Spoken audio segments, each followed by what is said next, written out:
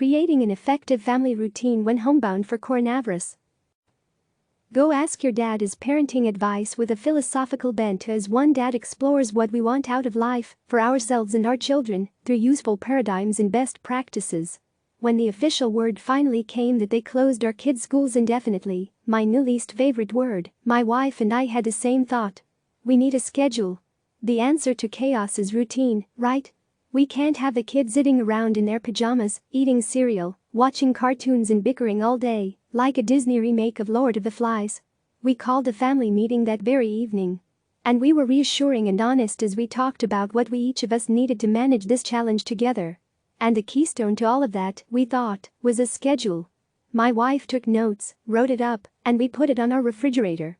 This was the schedule that would avoid hurtling us in a no work and all play shining like direction. Everyone on earth seems to have had the same notion. Because we need order. We need to know what to do with ourselves with all this new unstructured time, even if it's mainly kids while parents work from home. We need a way to constructively fill the many hours we will now be with our children indefinitely. And if having a schedule brings you peace of mind and keeps your kids appropriately engaged, then lean in. Maybe you don't even have a choice because you know your children only thrive from routine. If you do construct a schedule, I suggest physically writing it down on paper. Or maybe on a dry erase board for easy revisions. But not just on your computer. Post it where everyone can see it.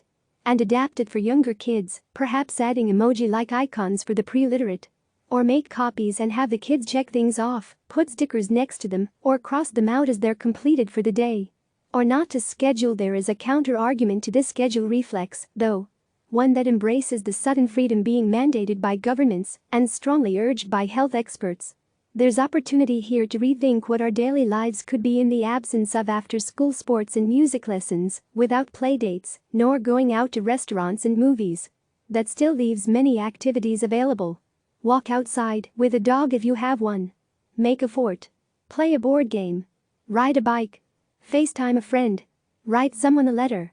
Erect a tent. Cook. I have a growing number of ideas on what I call the I'm bored list to remind me where to look if either of my daughters utters the B word. We know kids today are more anxious than ever, and we know at least some of the reason why is that they don't have enough downtime, said Alyssa Strauss, a parenting contributor for CNN. I'm all for some structure during this period, for both kids' sanity and parents, but I think we should balance it out with some good old-fashioned messing around the house. As long as you clean up afterward. But yes, we should try to foster joy right now. And there is a kind of learning that comes from creative, unstructured time. This time is an opportunity to embrace whims and projects and passions. There's no need to put these in a rigid schedule or have an agenda. What happens when kids get a chance to do whatever they want, with, and this is important, zero expectations as to the outcome? Strauss asked. And how can we support them with this? So if you're inclined to schedule out the days at home, why not try to schedule them in such a way that they don't feel scheduled? A better word is probably structured. The Buddhist middle way. We're just in the single-digit days of our family lockdown, so take this advice with a fistful of salt, but what has been more or less working out for us is a daily order of events. There are no times on it. The schedule answers the question, what's next?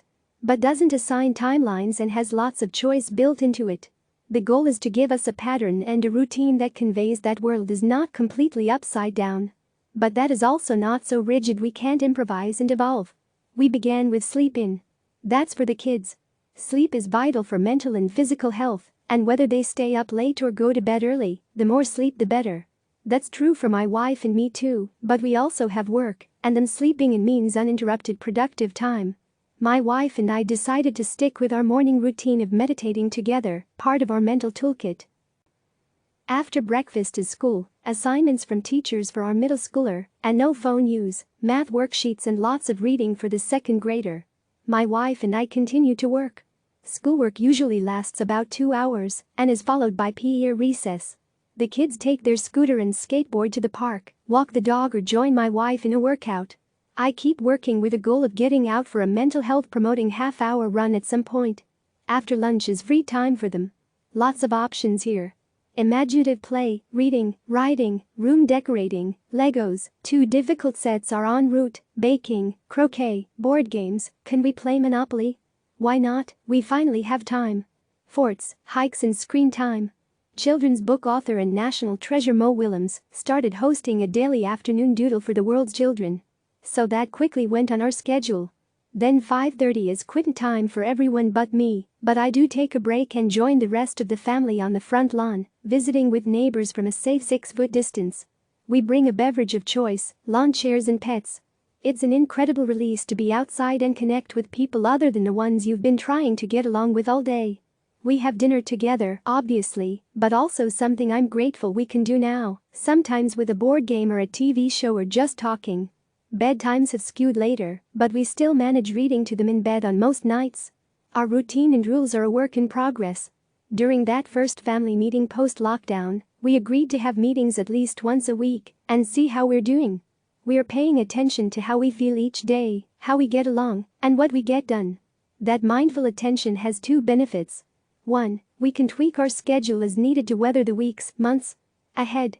But 2. We can pay attention to how it feels to be less scheduled and free to determine our days. So when a long national nightmare comes to an end and normal life resumes, what we've learned can hopefully shape a life that has a little more breathing room than before. David G. Allen is the editorial director of CNN Travel, Style, Science and Wellness. He also writes the Wisdom Project about applying philosophy to our daily lives. You can subscribe to it here. Click subscribe to receive the latest news.